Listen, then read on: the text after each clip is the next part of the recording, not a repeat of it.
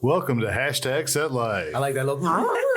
It's like a pick slide. Add a little vibrato in there. Yeah, boy.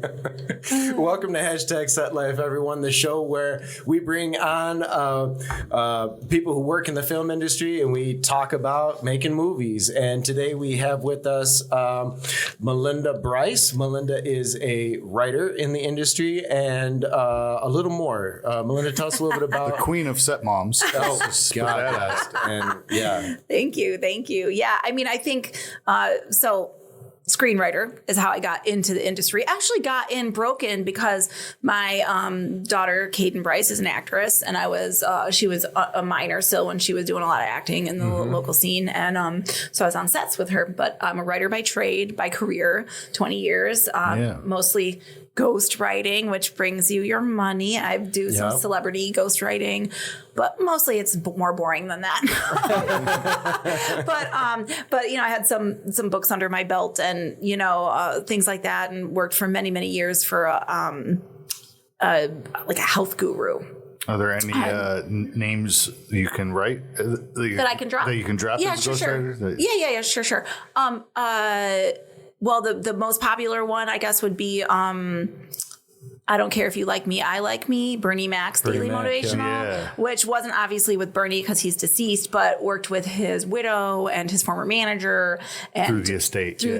Through her, like his wife, his widow, was phenomenal, and got to interview a lot of people that were close to him. And my inner voice started becoming Bernie Mac, which was super fun. I was slapping to the white meat. So it was really funny, but we ended up deciding not to put my name on the cover at all, only because suburban white mom, the voice of Bernie Mac, didn't really play out right. Sure.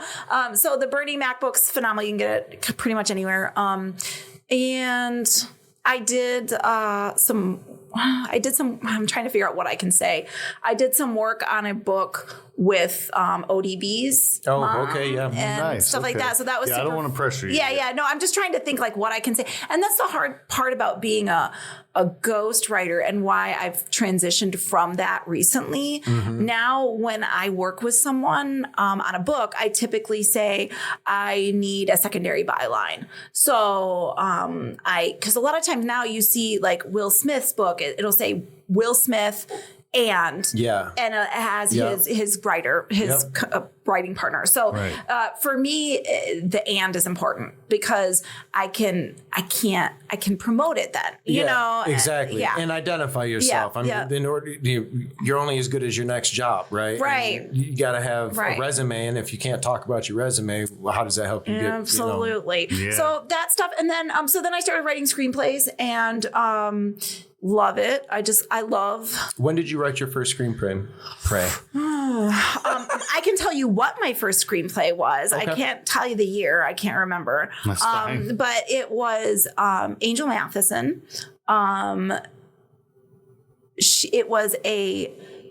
Right now it's called, I think it's called Always. It hasn't come out yet. Okay. But it was a film about her daughter's a dancer and an actress. And she wanted a film that centered around dance and around some family issues and things like that. And so Caden actually came on and played her daughter's younger sister. And it really was a beautiful story. And it was really fun to collaborate and have my first film experience. At that point, I had probably been on 30 sets because Caden was a very busy actor and always has been a pretty busy actress. So I knew kind of the ins and outs from that. And then I'm always a big believer you walk through the door that opens. And she asked me if I would be interested. And I was like, yeah, I can give it a shot. So I wrote that. Then I wrote a movie for Dan Keary. I wrote that was the short that we shot called If Nothing Changes. That's on YouTube.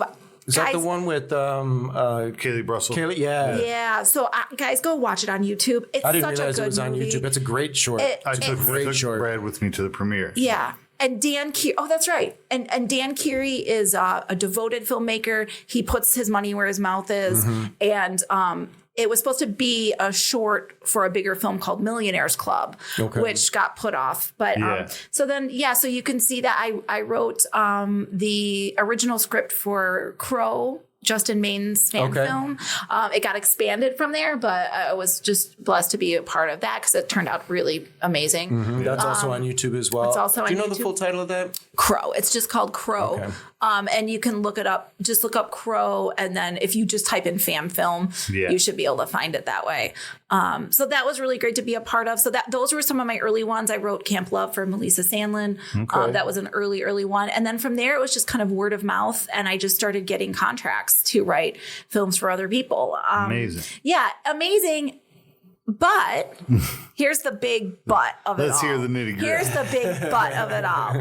When you contract to write a film for a producer, you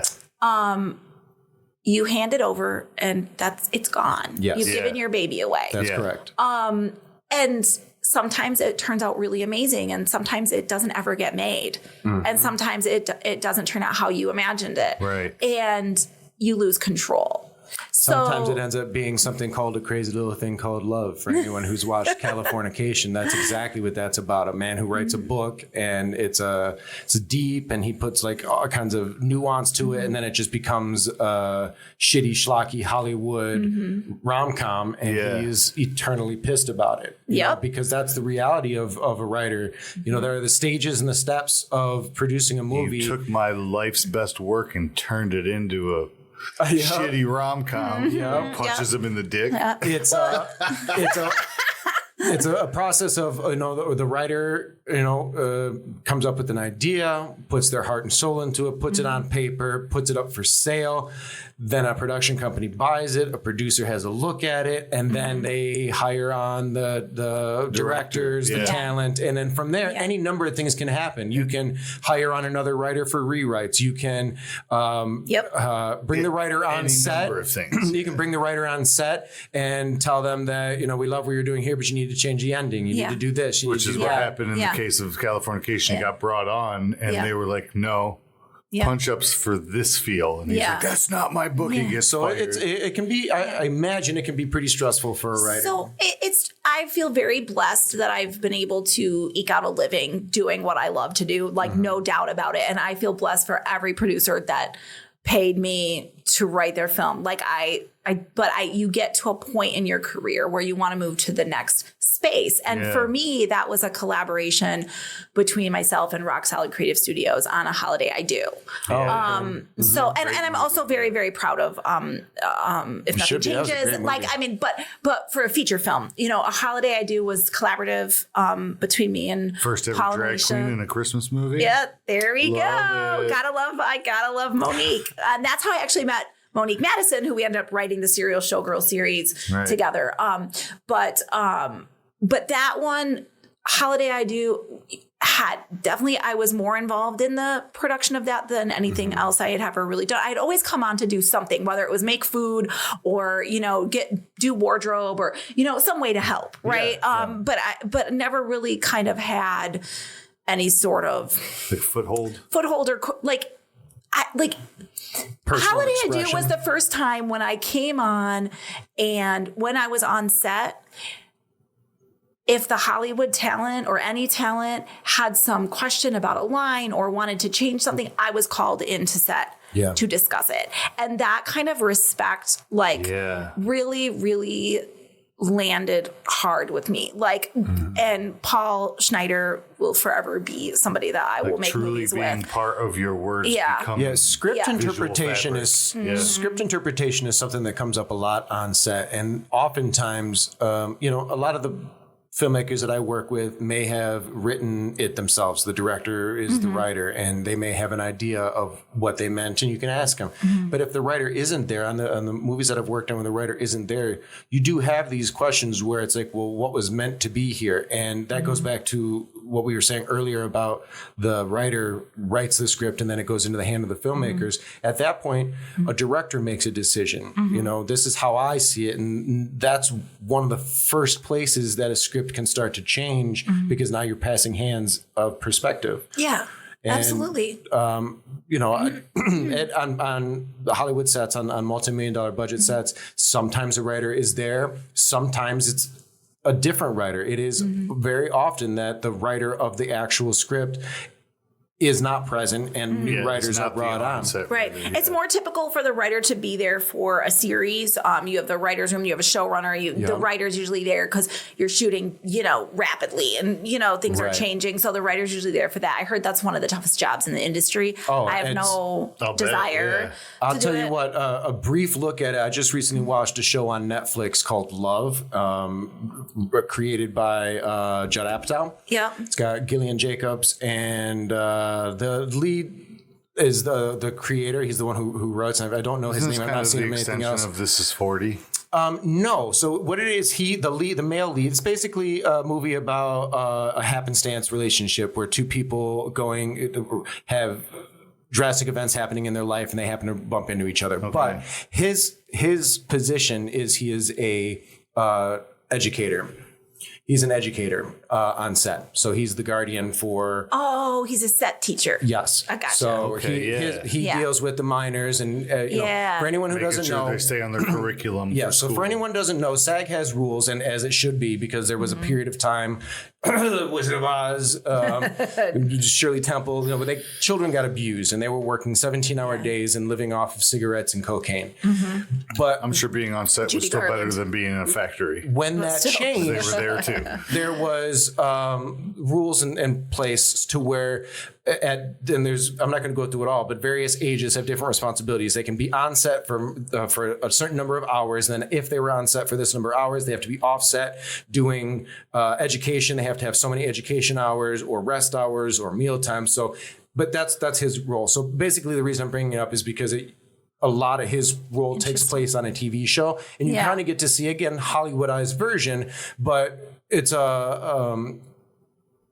something I've not seen before in movies or TV, where you get to see a little bit of that behind the scenes of a television show versus a movie, and it is dramatically different. I mean, I think we got a bygone era too. We got a tiny taste of that shooting The Agency, like that bit of a hustle and that kind of on the spot changing things and adjusting. That's a great thing. Half of my character development was done on the fly. Another reason to have a writer on set is because a script is literally a living, breathing thing, because it very, very, very seldom is a script ever performed the way it was originally written the very first time. There's so many different variants. On an improv-based show like The Agency. Even more just... You're like, well, I didn't see it going there. How do we bring it back to where we were trying to get? Or allow the freedom for the actors to improv and then still keep the storyline intact and things like that. So absolutely. But I think I read this quote once. I think it was Martin Scorsese, and it said, you write one film, they shoot a second and edit a third. Yes, so by the time you're done, by the time you're through it all, that's one of the things I love about filmmaking is the collaborative effort. It's also one of the things that can be terrible. It can be stressful. And stressful. So for me, taking filmmaking to the next level meant producing my own film. So retaining that creative control. Retaining some of the creative control. So I have a partnership, a company right now, Lithium Films, LLC, with Matt Santia. He is an incredible writer. He is. I love Matt so much. Me too. And he has become a really, really close friend. And we had never written a script together until we wrote Delirium.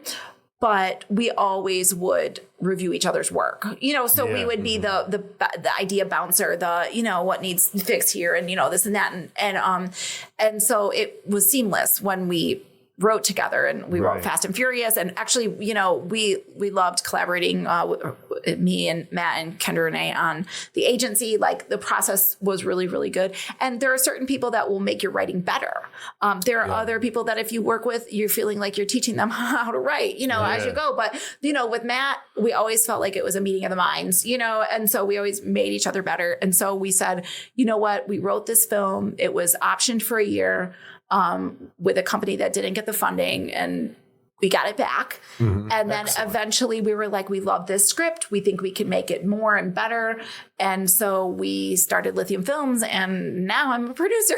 I was going to just direct. Just a throwback, when she said Fast and Furious, she meant their writing style, not the franchise. No, not the franchise. You're writing quickly and furiously.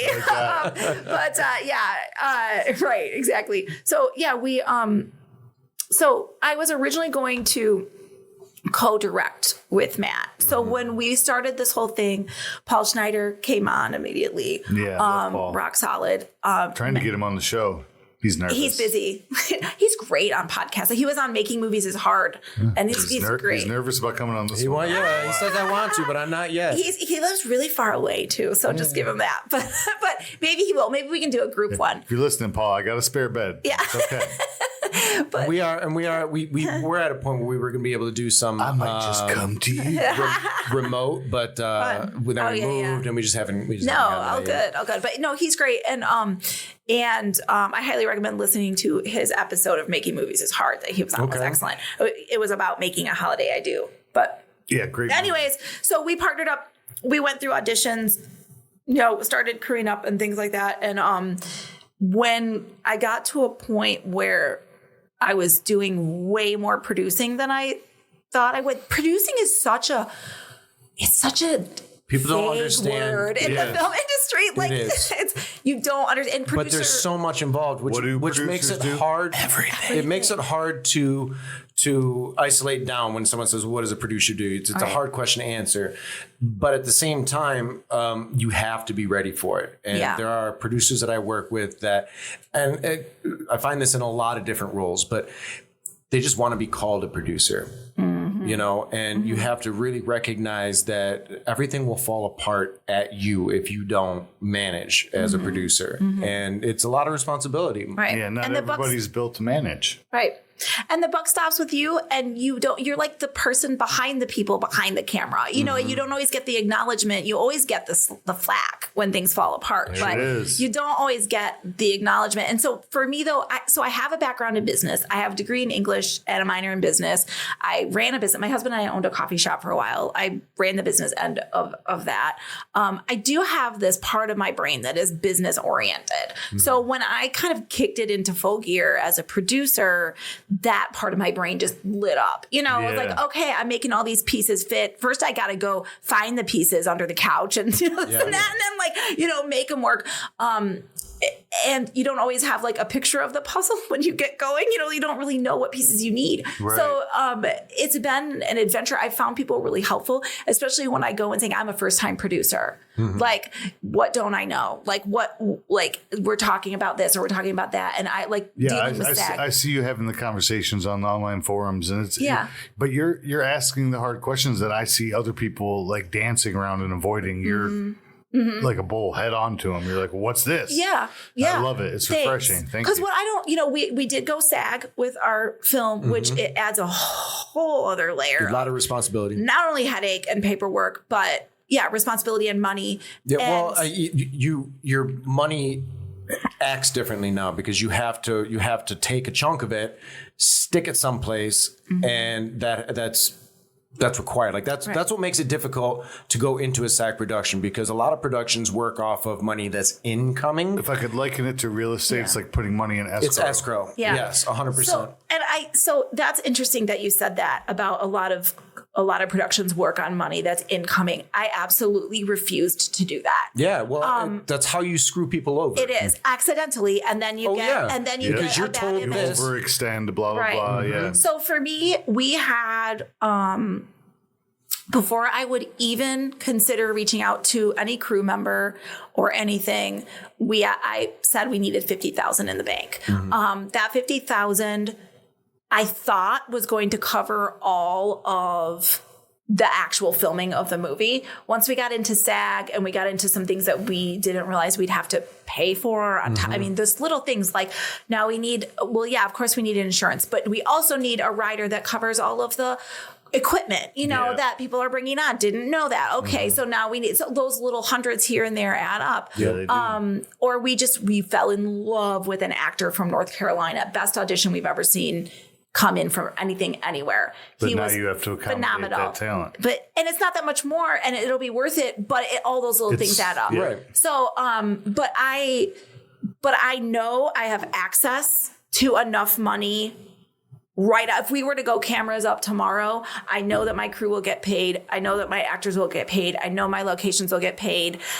I wouldn't. And that's one thing where I've seen my daughter get screwed out of large amounts of money. Yeah. I've been All three of us at the table have. Don't get me started. Yeah. So I just refused. I refused to do that. So it's not good business. No. That's refreshing to hear. And so I know that if we need a pause to raise money for post, we can pause to raise money for post. But I will not let crew walk away without getting their paycheck. Right. You don't want to pause mid-production. Right. Yeah.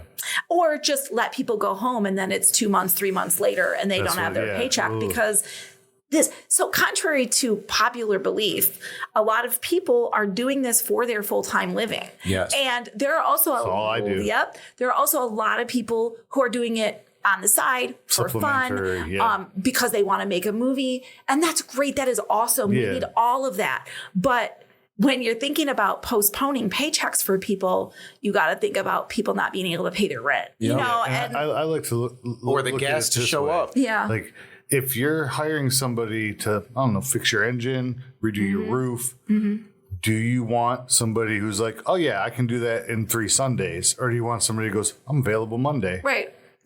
This Monday. Right. Yeah. Let me finish this job because it's a Wednesday and I'll be here, you know?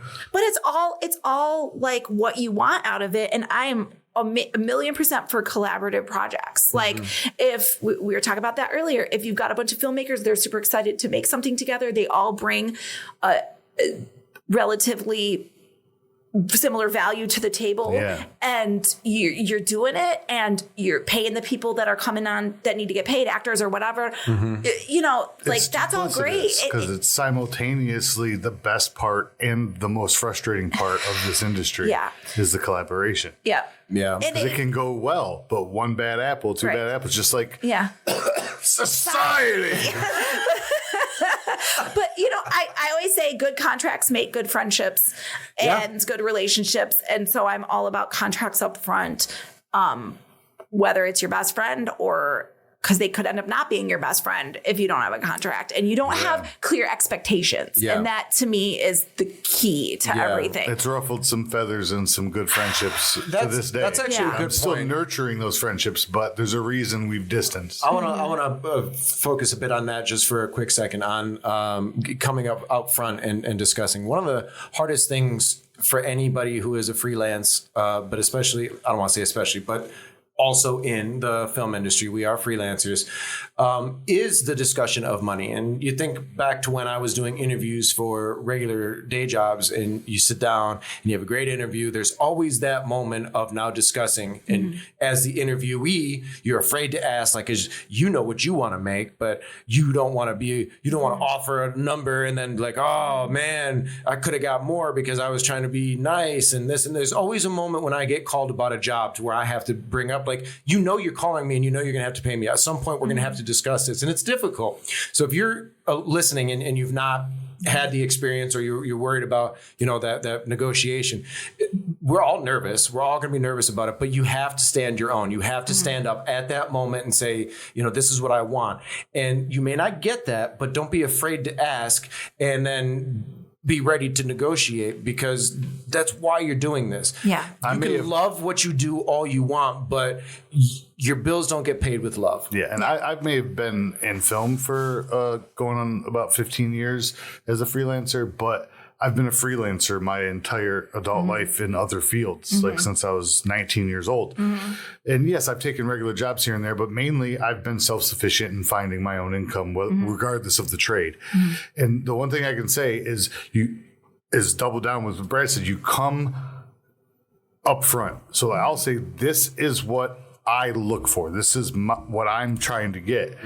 But in this industry, it's a little more of a dance. So it's like, this is what I expect, but I know you have a budget.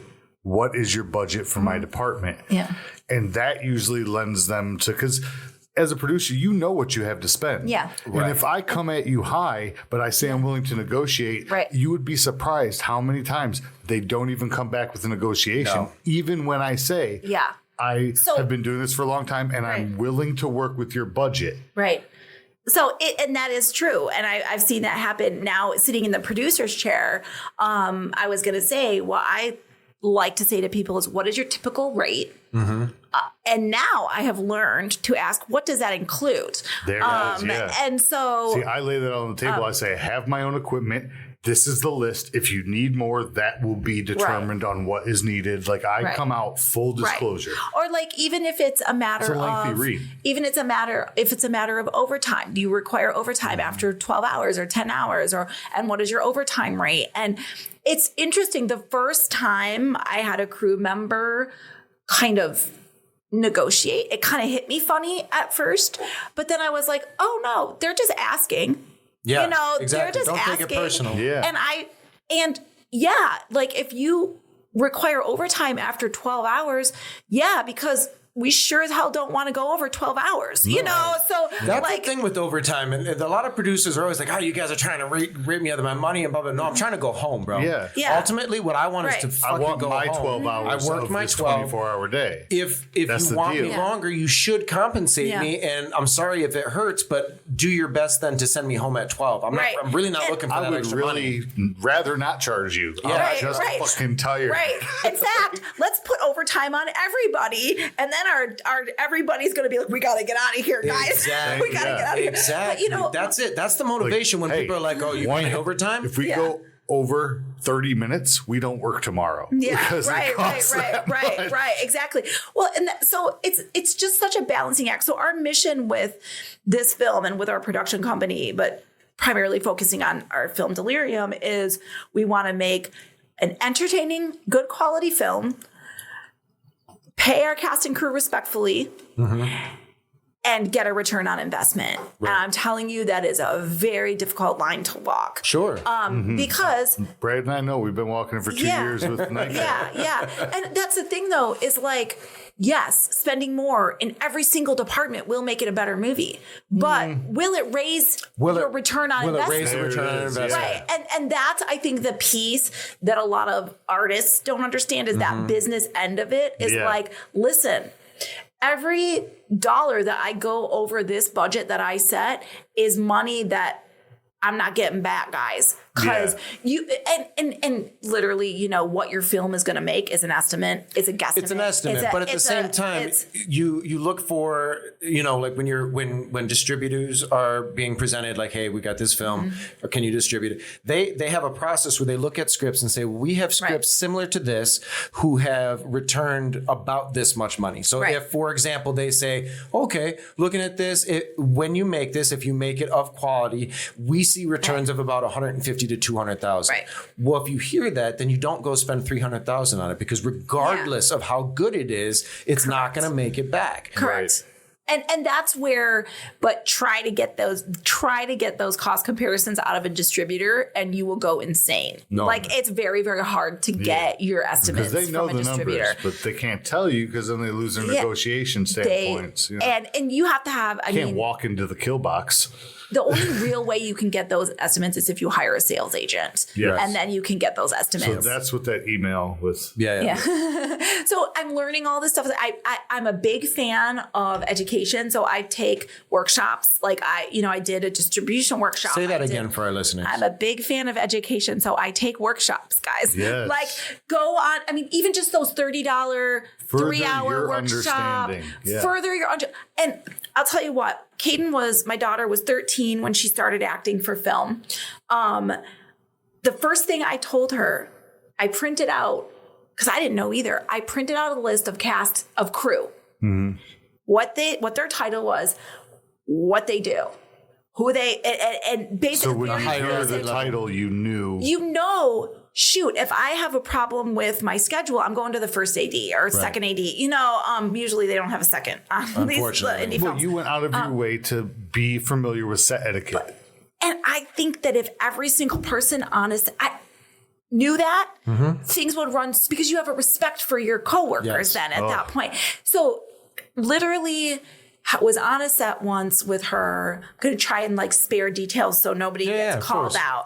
But they literally thought that the first assistant director was directing, like they were standing in to direct the film. Can I tell you how often because that is they call action and cut? It was so weird. It's so difficult for me to explain the benefits of my role because so many other productions in the area are misutilizing what a first AD does. That one, they always try and offer me like a PA rate. And I'm like, I'm an AD. And they always consider you a DA, a director's assistant. No, he's assistant director. Totally different jobs. It's a misnomer. But he's not at the getting same coffee. time,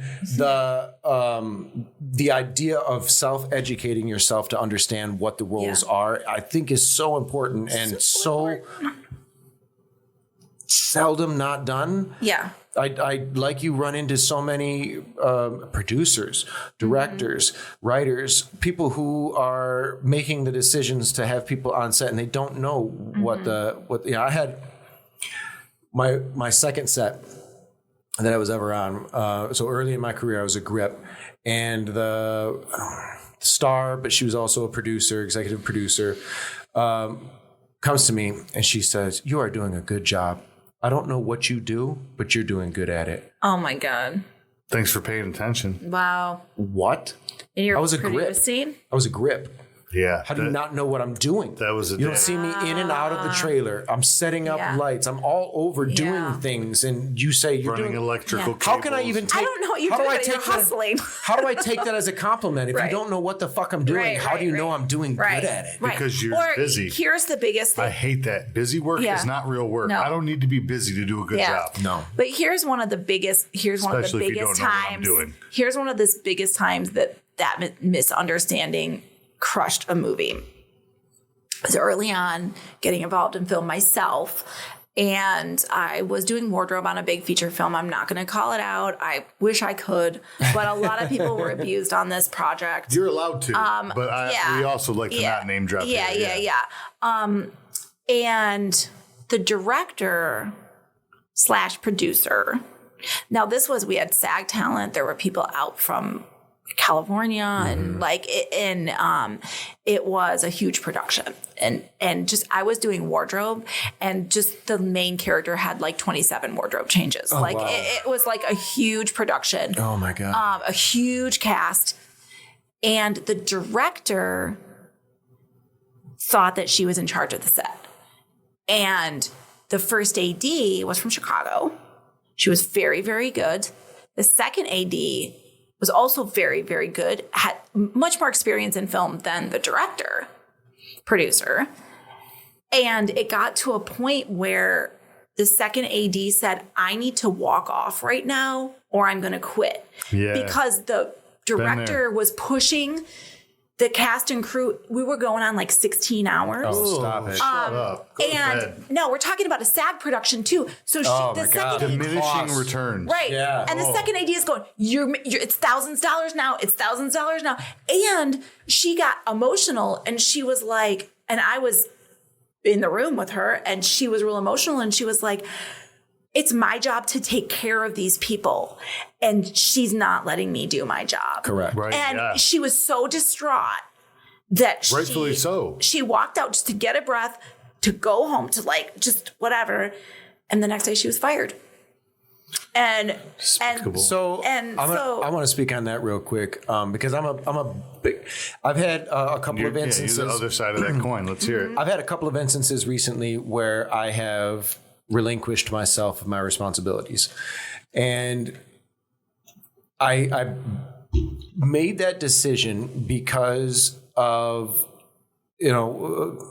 we're an independent market, so we don't have full financing, and we do the best we can. And so there are times where you got to do multiple jobs. You have to be understanding. Sometimes things aren't the way that you want them to be, but you want them to be as close to how they're supposed to be as possible. And that requires everyone to do their job. And as a first AD, when things like that come up, I won't allow 16 hours. It's just not going to happen. Oh, it's the worst thing when people say, "Well, we're not union." No, but those are basic humanitarian rights standards. So if we come to a point where I'm trying to do my job and you're not allowing me to do my job, I have to work with these people again, and I want to be hired again. So I don't want to be the guy who like, oh yeah, we were on a set with Brad and he didn't say anything. We were working 16, 17 hours. And all I can do is say, and I'll use a safety as an example. Let's just use safety as an example.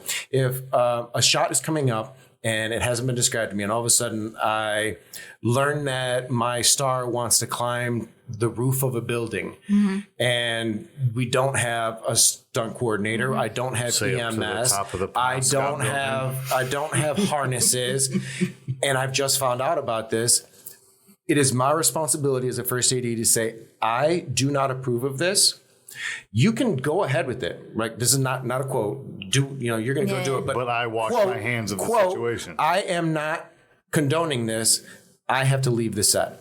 I have to be okay with doing that. Now, the result of that, to align with what you were saying, I may get a call or no call at all that I'm not returning tomorrow. But you have to be okay with standing up and doing what is right, regardless if you get fired. Right. That's what I wanted to say. Thank you. And that's where I say this first AD that I worked with at that time, I ended up recommending her and some of her team for another film that I... Was it the first or the second that walked off? It was the second that walked off. But it seems like roles were kind of... The second is in charge of SAG.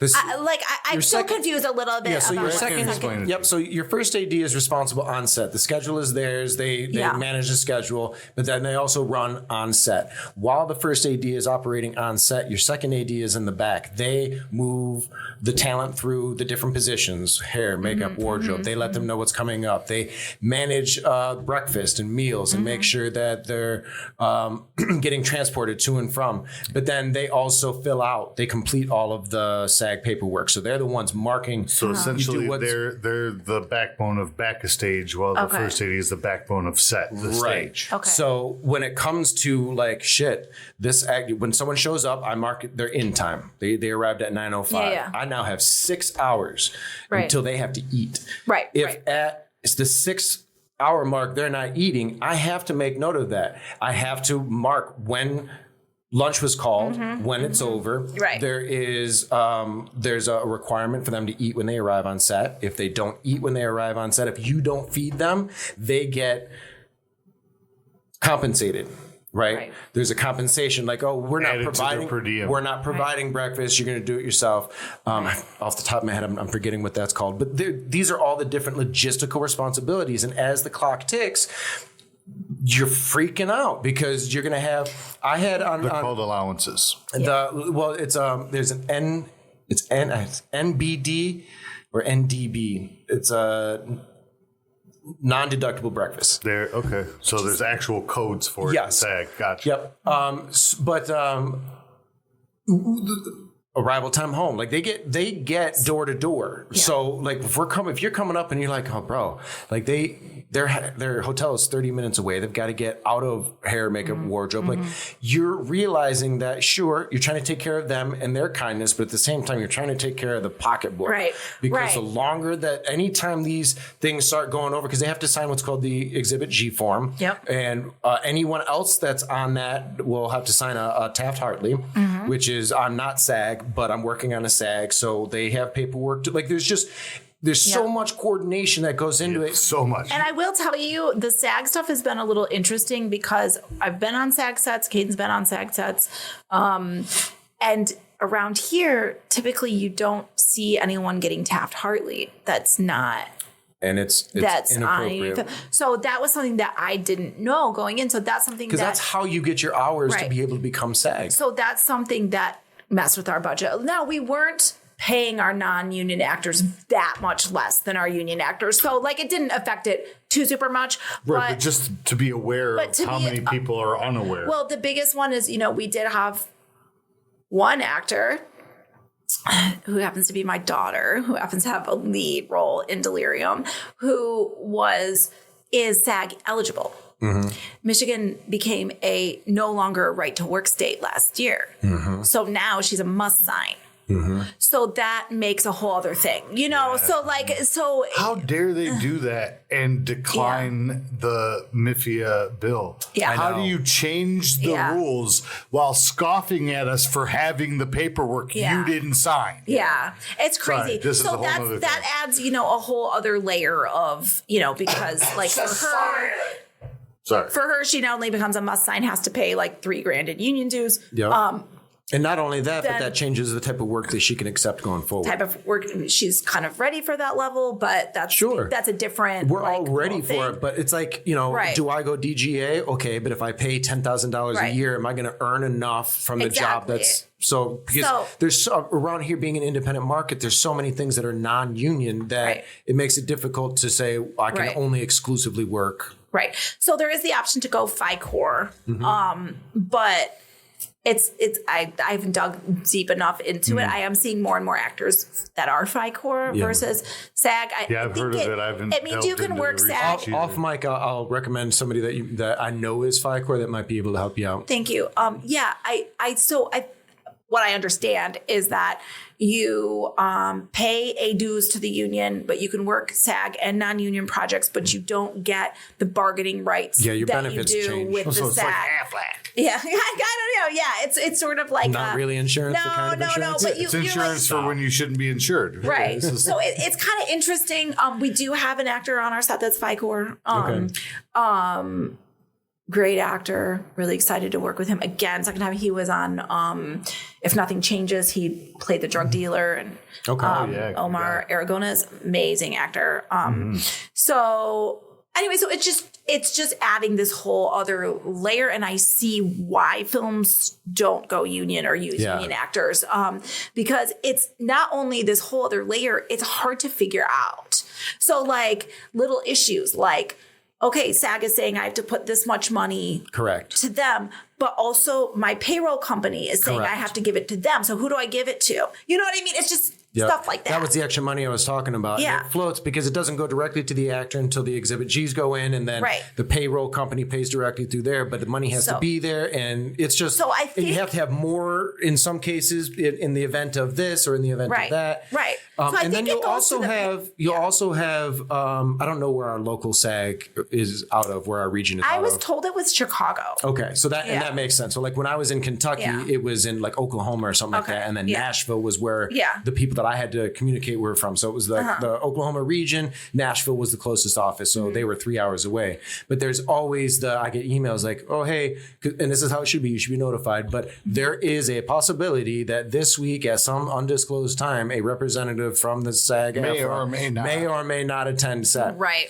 And they won't. But they might. Have to be ready, though, bitch. And that's just it. Have to behave as if they are. Yeah.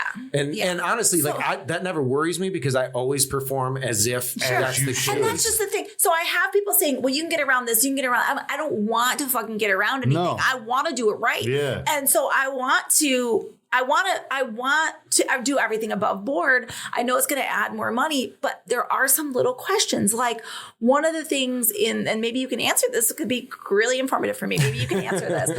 One of the parts of the SAG paperwork. He is the first AD for Howard. I know. Is that anyone who intends to pursue a professional acting career must be Taft-Hartley'd. So I've not heard it in that way, and I will say this: that doesn't necessarily mean those are the only people that will Taft-Hartley. So I worked with horse performers.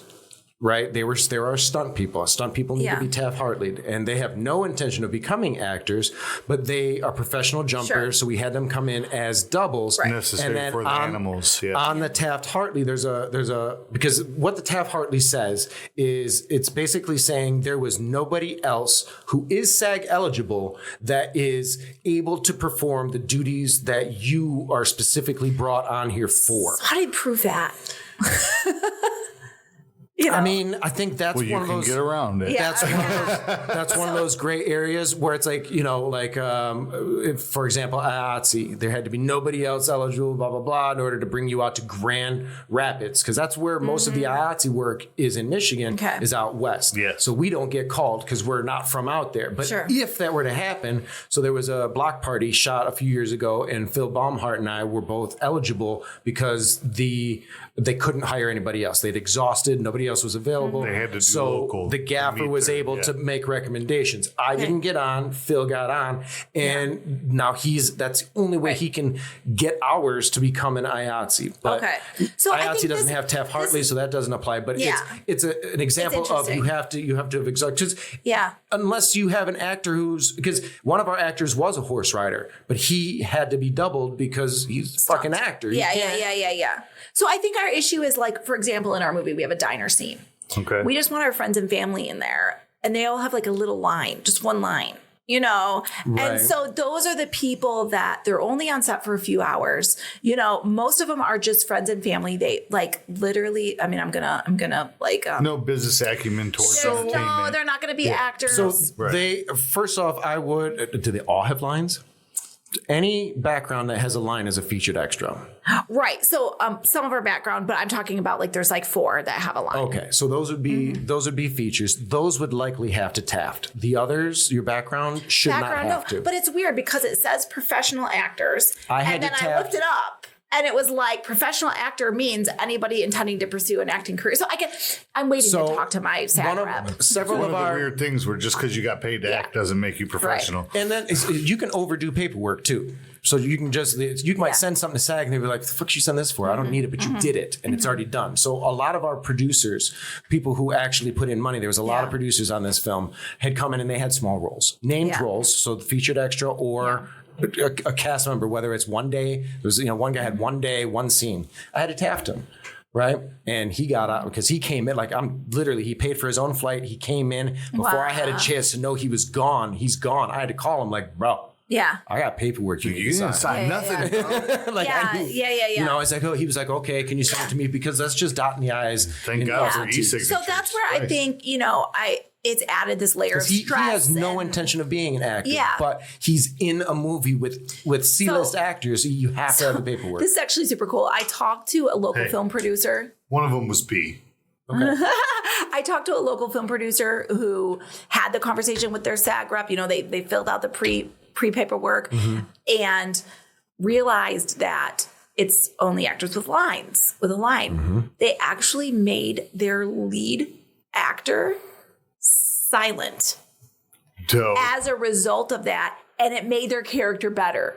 They said it made the movie absolutely stunning, like it is in like a horror genre. Well, Daniel Day-Lewis type of moment, right? And so I was like, damn. Imitation. I was like, damn. So I guess my thought is, you're making a movie. It's super fun. You want your friends and family all come in and have a line. It's going to be great. Like this will be awesome. There are actors who would prefer not to be Taft-Hartley, so may not do it because they don't want a Taft-Hartley because now you're pigeonholed, right? So my actual advice to you would be to speak with the regional representative because that's ultimately who's going to be the deciding factor. Yeah, because I think much like our topic, our discussion has been like, there's gray area.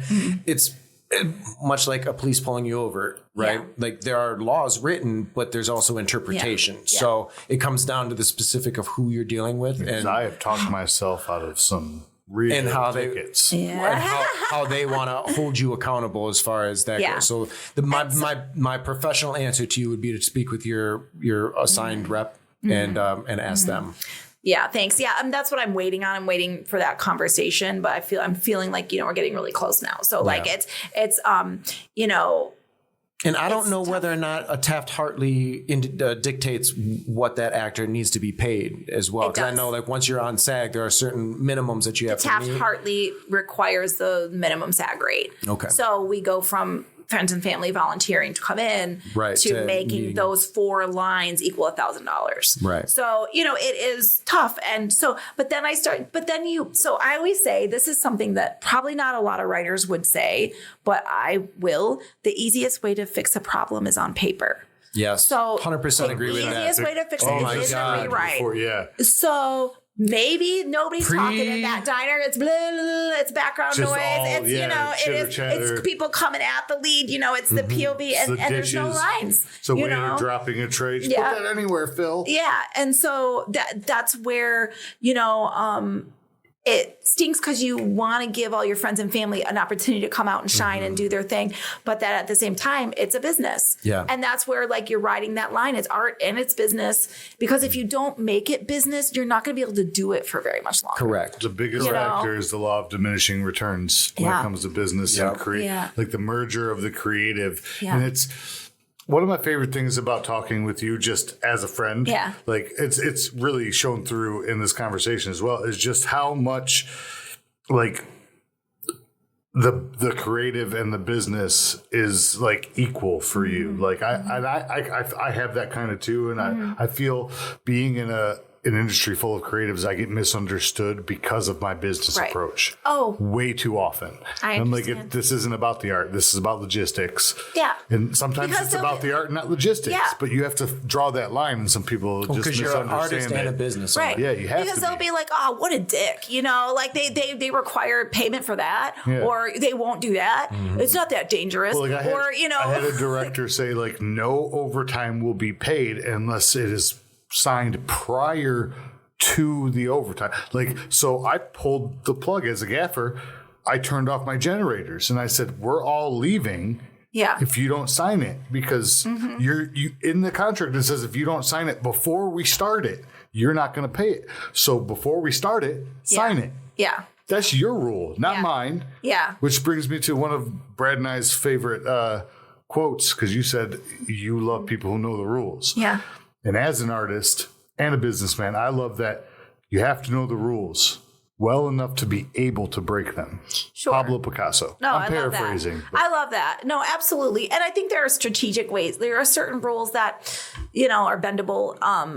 But You don't have to know them to bend them. You have to understand it before you can bend it. Know what you're doing when you're breaking a rule. Right. And I think it has to do, for me, I always look at the moral baseline. Like, if I'm breaking a rule that's breaking my moral code, I'm not going to. If it's a rule that's breaking my moral code, I'm not going to do it. Yeah. I just won't. Well, and that brings in why you related to Into the Wild, because I think as a sister said, there was one thing about Chris that everyone he met, he put through his own rigorous moral code. And if you didn't fit it, he wasn't interested in talking to you. Absolutely. Absolutely. And so that kind of brings it around to when you're putting a crew together, you're putting your cast together. Sometimes you don't choose the person who might be so good because they're not a team player, or they're not, they're not excited about the project, or they're not, you know what I mean? Of all these multitudes, there's one facet that makes them the sore thumb. Right. And so it's tough because you want to have fun. You're putting all this money and all this time and all this energy into a project.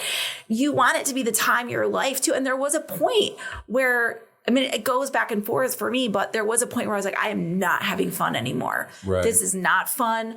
I love this story. I love this script. I love these actors. I am not having fun. Then I stepped back and I was like, well, fuck, like business isn't fun all the time. Right. Like it's a business. That's and we'll get to the fun again, but how can I inject some fun, or how can I make this feel like when we get on set, it's going to be fun and exciting. And for me, that was simple. One thing, we need a crew house. I need a crew house, and I need it to be great. And I need to find it for cheap, and I need to feel comfortable that everyone's going to have some camaraderie, and everyone's not going to have to drive an hour and a half to get home. Or an hour, because we're shooting. Yeah. How many conversations on set can be avoided just by having camaraderie afterwards? Oh, absolutely. Allowing time for that. And just some peaceful place where you can spend the few hours you have in between. Well, the truth of the matter is, like, we aren't in a position of, like, in Hollywood, you hear them talking about, like, they shoot 14-hour days out there. They shoot. But they're working shifts. They have of actors, 8 hours. They have actors that do 16-hour days, but they all get paid if Johnny Depp has to sit and make it for 8 hours, in my math as a first AD, that gives me 4 hours to work with him. Well, the guy's paid, compensated before, so it's like that. Still you have to consider for 8 hours. You have to consider that.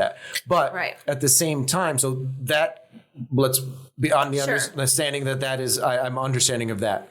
That being said, when it comes to like your crew turnover times and things like that, they get door to door. We don't have the time or the allocation. We don't have 60 shooting days. Yeah. We have usually 2 weeks. We usually have 10, 12 days. Yeah. So you have to get as much done as possible in that. So when it comes to me calling wrap and me holding my 12-hour, I have a strong 12-hour rule.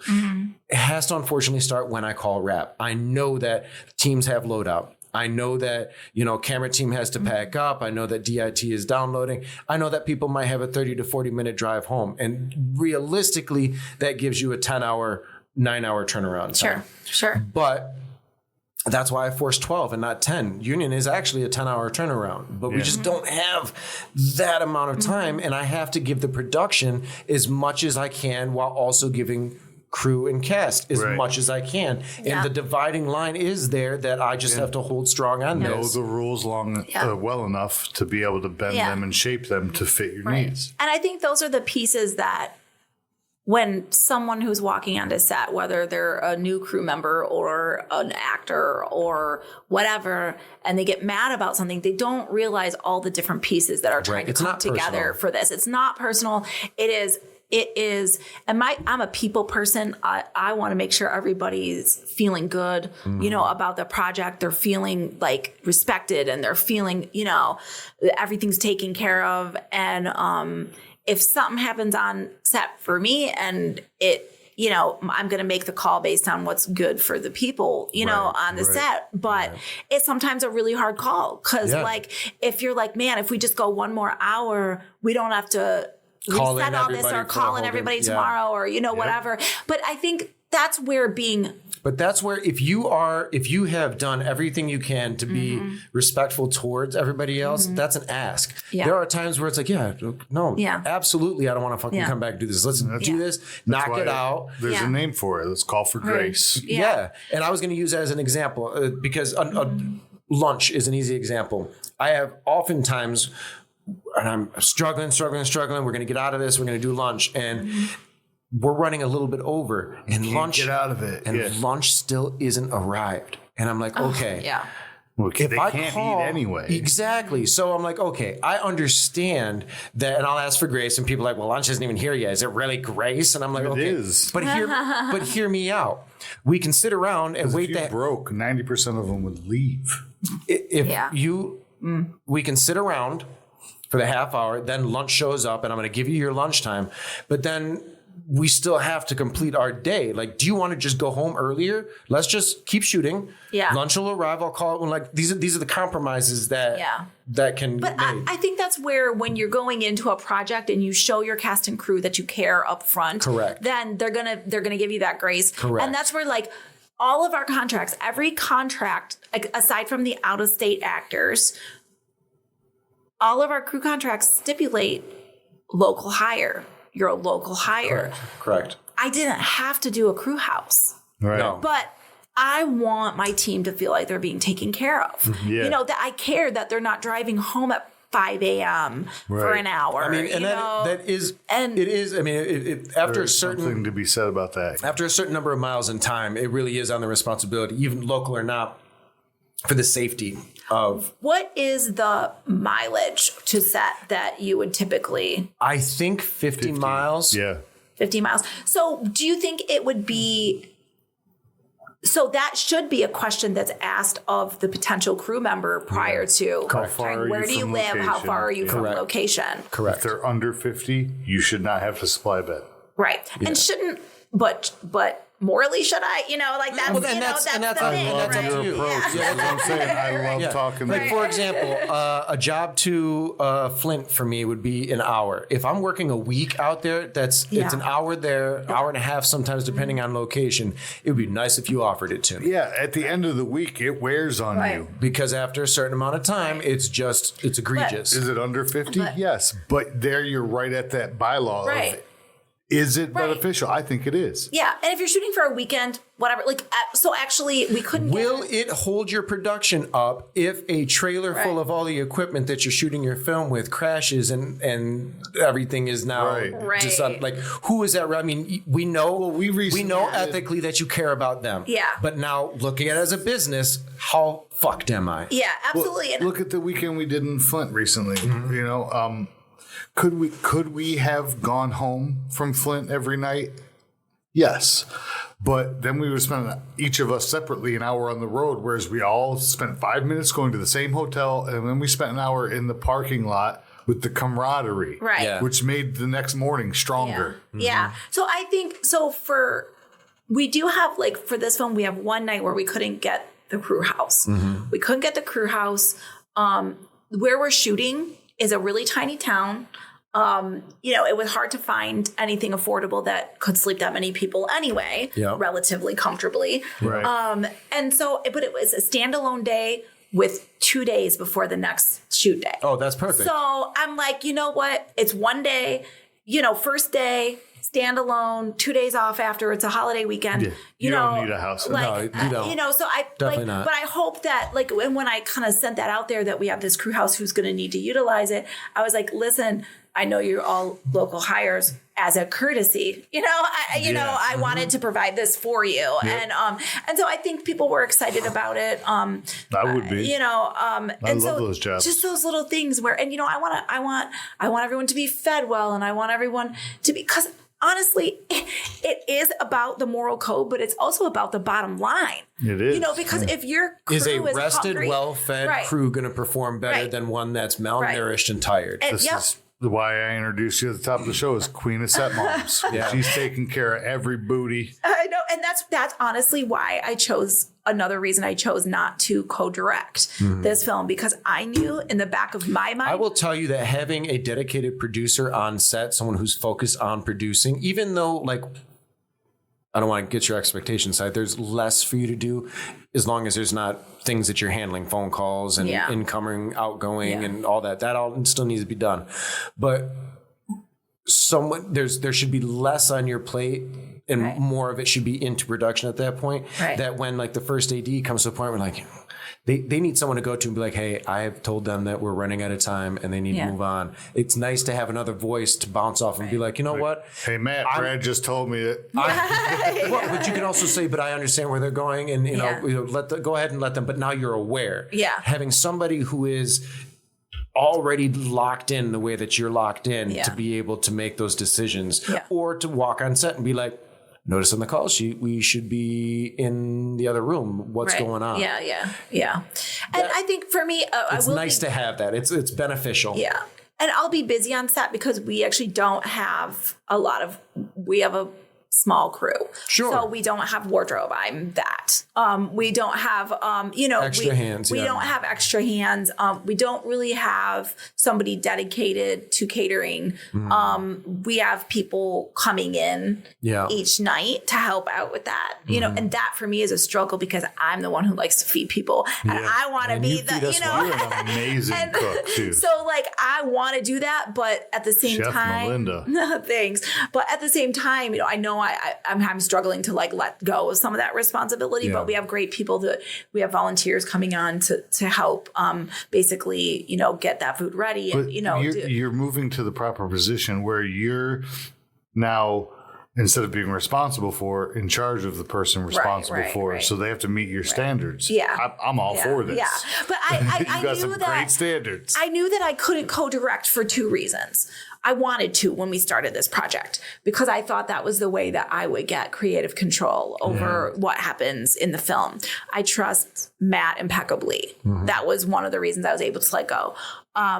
Two, I knew if I was up there behind the camera and I would just be worried. Did so-and-so get to set? Did they need this? Correct. Is somebody okay? Because someone has to be thinking about that. Right. And I know we have a first AD and she's awesome. But she has to be focused on what's right in front of her on set. That's where the first AD is focused. They can't be focused on incoming and outgoing. Right. That's why there's a second or a producer or a UPM. Those responsibilities are in a way, you know, the bigger, the more responsibilities. But someone of that caliber. This is why the brain, the producer, grows a backbone, the first AD, to push around the creative, the arm of the director, the eyes of the director. You know, there's all these. Your mindset is correct. But thank you. And I 100%. definitely, so I knew that I would be too distracted to co-direct. And I also would be learning how to direct while I'm learning how to produce. It just didn't make sense to me. And so, you know, I just, maybe at some point, you know, I'll but as a producer, you like you're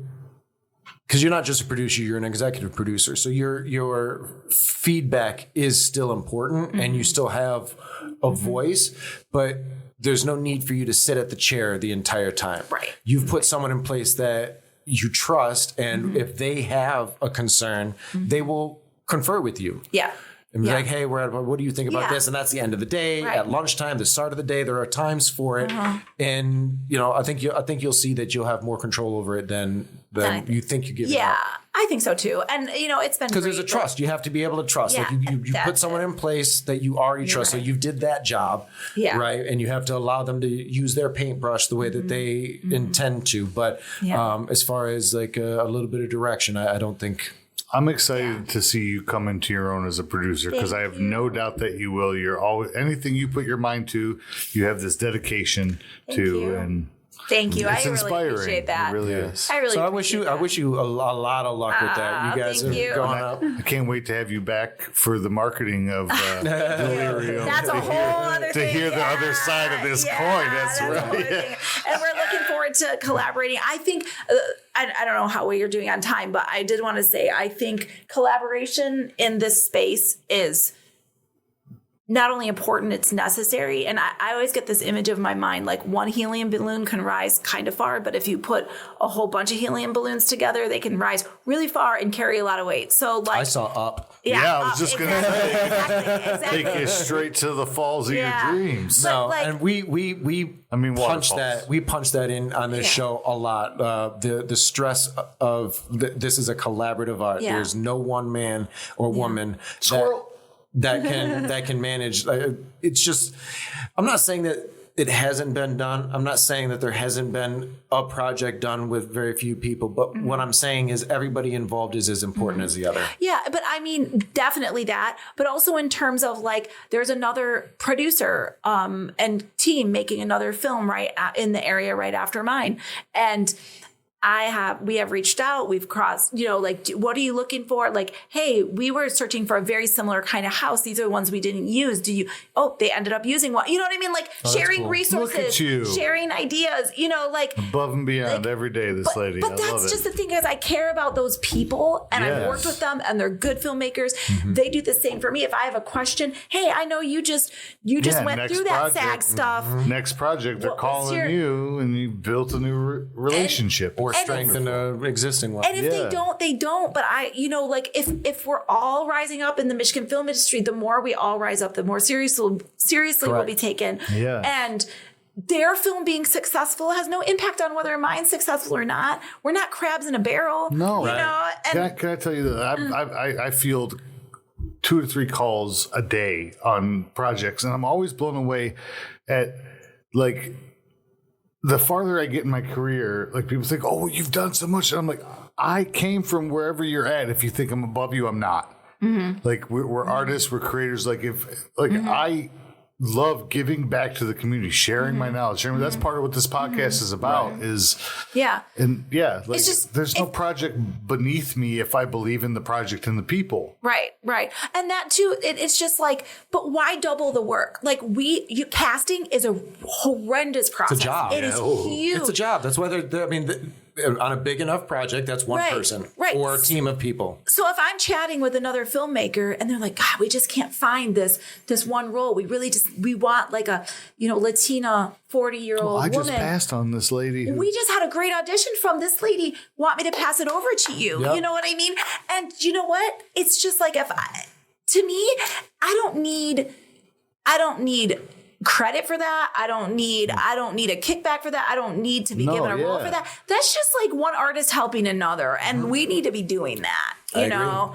And even if it's just tapping your knowledge, hey, exactly. Hey, what happens if we have an actor on set that's, not going to be an actor and, whatever. You have experience doing it. Share one another's knowledge. And I think a lot of times people do it on the creative side, but they're Less not on doing it on the business side. Yeah. 100%. Yeah, there's yes. Yeah, I think that. I think there's a lot of gatekeeping within the business side as well. I think there's some shared secrets amongst those in that position that withhold information from the rest of us. And when we get mad, like, how come this, how come that? They're like, well, there's reasons without sharing. Right. Yeah. Right. And regardless of what they are, but I'm just saying, yes, I agree with you. Yeah. But like, it's like stupid stuff. Like, what the hell goes in this box on the SAG form? I don't even know what that means. You know what I mean? Yeah. Who can answer this? Some anagram you've never seen before. Like, I have no idea what that is, and so it is a process, but I'm really, glad that I when I approached doing this movie, I said, I got to do it at least once. Yeah. I've got to try and produce my own script at least once. I'm doing it. I think that I like it. It's up and down, but like I would, once we get through the actual filming, I have no doubt that everything's going to go fine. Sure. I just, you get to those points where you're like, I don't know if I'm doing this paperwork right. And I don't know. But honestly, outside perspective, as a friend, you're enjoying it. Thank you. I am. I get a kick out of it. When that piece fits perfectly or you land that contract and you're like, damn, I got that location. Makes all the struggling worth it. Yeah. All the serotonin goes off in your brain. And for my part, as your friend, yes, I would like you to believe everything you just said, that once the filming is done, everything's going to be easy street. I want you to believe that. I want you to believe that. Don't lose that belief. So I have to say something. Kill you. Here's why I can say that with comfort. Paul is our post-production producer. Paul, I love you. Paul, I love you. You do too much, sir. You do too much. You got to take the antlers off the hat that are wearing 8 other hats. It's one hat, sir. I got one horns hat to hold my other horns. Yeah, they all have hats on them. So, so I can sit back and be relieved because I know nothing about post-production world. And Paul is our editor and our post-production producer. Yeah. He's going to make sure all of that fits together. And which he does a great job at. Yeah. His editing on A Holiday I Do is beautiful. He's been working on he's worked on some projects for you guys. Meeting him outside of working on A Holiday I Do, like actually like getting to like be on a project with him from like start to finish and really like nurturing that kind of relationship, because I don't know. I don't want to get into all that, but like Paul's been refreshing to me for my professional career and personal life. He's really he's been one of the better additions to my circle in the last year. And he's very reassuring about things. He's got a very pragmatic outlook on things and not real emotional about things and just kind of like, well, what about this and what about that? And so that's been really good. I've made some great connections in the urban film community. I've been working with Bird Gaston, Bird TV. I have a meeting with him tomorrow. He's hoping to come on as another executive producer. Until really getting to know you and Matt, like my whole career was based on hood movies outside of commercial work. Yeah. So And there is a market. They know what they're doing making those movies. Oh, 100%. They are smart about it. They're making... Some of them are smart about it. Well, a lot of them. Some of them. But they're... Whether or not they have what it takes, they move in the right circles. Like that community is strong. Yeah. They take care of each other. They know... I guess when I say they know what they're doing, meaning they know the strategy that they're going in with. Yeah. And they know their audience. They know that they're going to make a skeleton crew, very low budget movie that hits a certain market and it's going to turn a profit. And I respect that. That's not where I want to land artistically, and that's fine. I think I made a great movie with Bird, it's awesome. And I'm excited to make another movie. I'm excited for him to come on to my project and be a part of this type of filming. And I think there is a world for all of it. And I think everybody should be respected for that. There are people that are making very, very low budget films, and there are people who are making very, very high budget films that are not good people too. So that are screwing people on purpose, whether they're making $1 million film or they're making a $20,000 film. There are people on both ends that are screwing people on purpose. Agreed. And there are really good people doing both ends too. So for me, it's all about the moral compass with it. Same with me. And I've, when it comes to all that, like I've worked with some of the biggest names in the indie market here in Michigan. I've worked with some big names in the commercial market. Like it's on IMDb. I'm not name dropping, but the point is that like there is a moral compass of good out there, and you just have to know, again, know the rules enough to know when they're breakable, and when sometimes when somebody breaks a rule, it's to shove your face in the dirt, and you need to know to walk away from that. Yeah, and it's like when I met Bird. I met him through an acquaintance. He needed a script revamped and whatever. I could tell his heart was all there, and he was still learning the business. Really, this was Gutter Detroit. Yeah, he's still learning the business. He doesn't know all the ins and outs, but every time I talk to him, he's grateful. He wants to do better every time. I respect anybody who wants to continue to grow, and that's where he's at. And and so I will continue to work with those people. There are people in this industry who are making money on films, who continue to put out films. They're complacent. They're happy with their success. That's not it. They are assholes. I'll just say it. Like I blocked some of them, like the way they treat their crew, their cast, their, everything. And I just have no patience for it. Yeah. Same page. Yeah. We reach limits. We do. So making movies is hard. It's hard, but it's worth it at the end. So, well, Melinda, thank you for coming in and blessing us with your presence today. Thank you. Before we close it all out, could you let our listeners know about what you've got out there? Absolutely, what I've got out there. So I have on YouTube, you can see If Nothing Changes. Highly recommend going and watch that, guys. It's about opiate addiction. It's like a 20-minute. Very well done. It's very well done. Film. It's remarkable. I've got Crow fan film out there. Justin Maine. You can look it up. Crow. I did. Maine. It's Crow. Just type in Crow fan film. Yep. It's official Crow fan film. Yep. It is a really good fan film. I have A Holiday I Do, which is out across a lot of streamers right now. I'm trying to think what else is actually out there. I mean, Camp Love was one of my very early films. It's on YouTube. We've got The Agency coming up. The Agency. Thank you. Gosh, my brain. The Agency is coming out on Tubi August 1st. We're all super excited. You guys were involved in big ways. It was a huge collaborative effort amongst a lot of really good Detroit filmmakers. Yeah, it's so much fun. My favorite thing about this business is meeting new people and continuing a new relationship with them. And that happened in spades with this production. So I love it. So Tennille Terechevix and Emery Reed's creators of that, and super excited. Go tell everyone to watch it August 1st. Just binge the whole 8 episodes. You won't regret it. I'm excited. I haven't seen all 8 episodes. I haven't seen the finished version of any episode. I'm excited. My gosh. Neither have I. I haven't seen all of them. So I'm excited to see it with everybody. So let's watch that. And I have 3 books out. Serial Showgirl 1, 2, and 3 with Monique Madison, Daniel Crago on Amazon. And I mean, that's what I have going on. A little bit of stuff. And Joe, how can people find you? On Instagram, the Gramagram, chaotic_artisan, learn how to spell, and Joseph Sheldon Quick anywhere else, IMDb, the Book of Faces. You can find me right now solely on Instagram at ufostudio.detroit, which is the show's Instagram. You can email us at ufostudio.detroit@gmail.com. Send us recommendations for maybe topics that you want to hear. Give us some feedback on what you thought about our conversation today with Melinda. Do you have any questions for her? Anything that we would ask next time? Or hell, do you want to be on the show? Because one of our guests messaged us and wound up on. That is true. That is true. But like, subscribe, rate, give us all that good stuff. We would love to continue to grow and to continue to feed you with the information that we have available to us. So thank you, everybody. And we will see you next time. Thanks, guys. Peace out.